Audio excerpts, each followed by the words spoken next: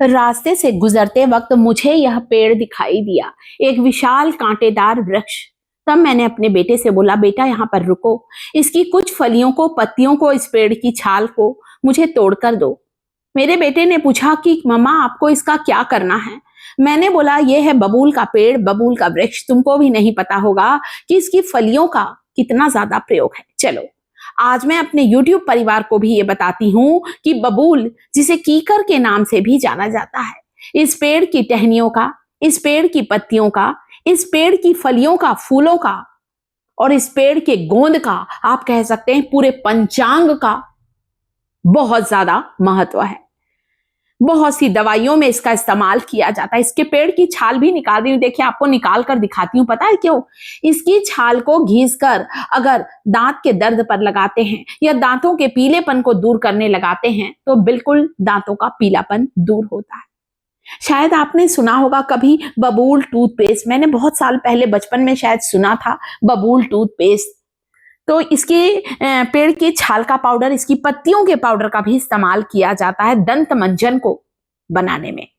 बहुत सारे पत्तियों को, पेड़ों को तोड़ा है दोस्तों। इसमें इतने कांटे लगे हैं ना, एक दो कांटे तो मेरे भी हाथों में चुभने लगे हैं। तो तोड़ें तो थोड़ा सावधानी पूर्वक ही तोड़ें।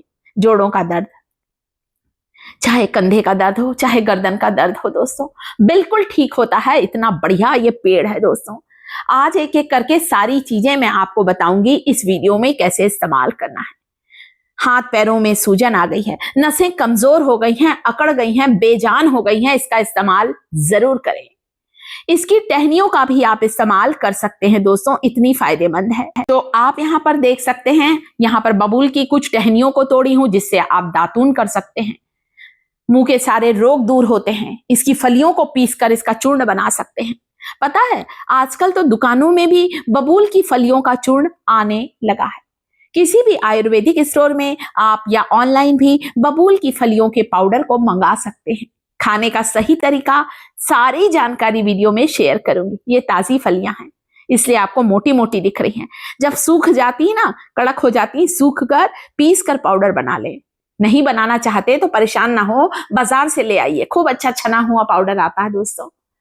इसमें इतना कैल्शियम होता है कि हमारे शरीर में घटे हुए कैल्शियम के स्तर को तेजी से बढ़ाता है बबूल की फलियों का चूर्ण। यह है इसकी पत्तियों का पाउडर।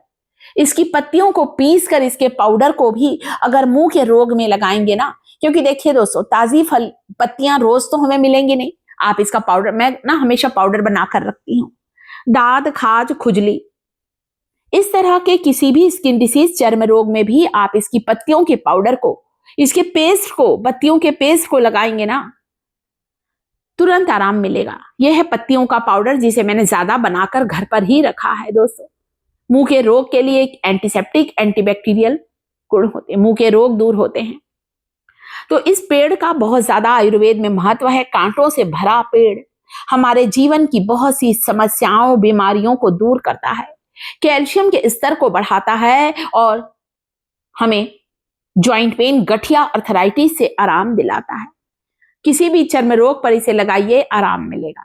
इसकी टहनियों से दातुन, आपने नीम की दातुन सुनी है, शायद आपने बबूल की दातुन कम सुनी होगी। तो नीम के जैसा ही ताकतवर होता है बबूल की टहनियों से दातुन करना। गांव के लोग नीम से ज्यादा बबूल की टहनियों से दातून करते हैं दोस्तों। गांव में तो बबूल की फलियों की सब्जी भी बनाई जाती है। मेरा YouTube परिवार अगर मुझे कमेंट करेगा तो मैं बबूल की फलियों की सब्जी बनाकर भी दिखाने वाली हूं।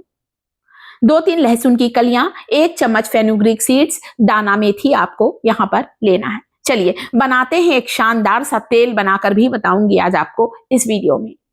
मेथी के बीज भी बहुत ताकतवर बीज होते हैं, फेनुग्रीक सीड्स। आधा चम्मच मेथी के बीज को इस कढ़ाई में डाला है दोस्तों। 2 से 3 कली लहसुन की डालिए। आप चाहें तो पहले काढ़ा बना सकते हैं, फिर मैं आपको तेल भी बता दूंगी आगे। बबूल की फलियों को पानी में उबालकर सुबह उठकर आप 8 दिन तक इसका काढ़ा लेकर देखें। कितना भी पुराना आपका घुटने का दर्द है, कमर का दर्द है, नसों में सूजन आ गई है, नसों में जान नहीं है, बेजान हो गई है, वहां पर भी इसे पीने से आपको आपकी दबी हुई नस में ताकत आ जाएगी। इतना पावरफुल होता है बबूल की फलियों का ये काढ़ा। उबलने दीजिए, 10 मिनट उबालूंगी अभी मैं, अभी आपको बताती जा रही हूं, सुनिए। कुछ दिन लेकर देखें, 10 दिन में अंतर महसूस होगा।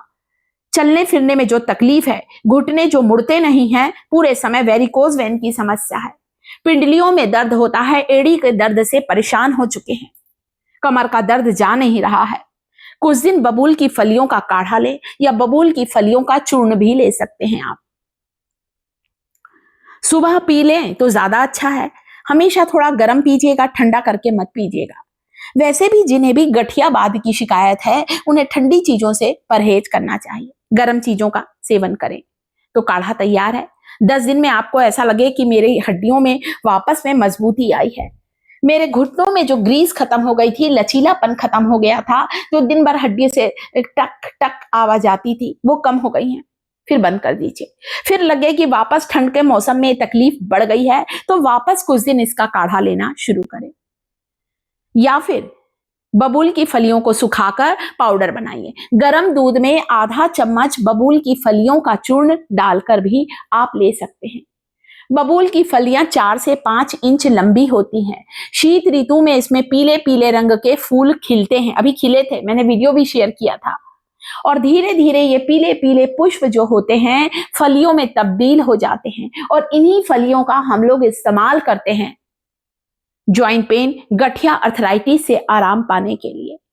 1 चम्मच शहद में आधा चम्मच बबूल की फलियों का चूर्ण डालकर लीजिए, चाहे तो ऊपर से गर्म दूध पी लीजिए। कैसे नहीं, कैल्शियम का स्तर बढ़ेगा और आपको ज्वाइंट पेन, जोड़ों के दर्द से आराम मिलेगा।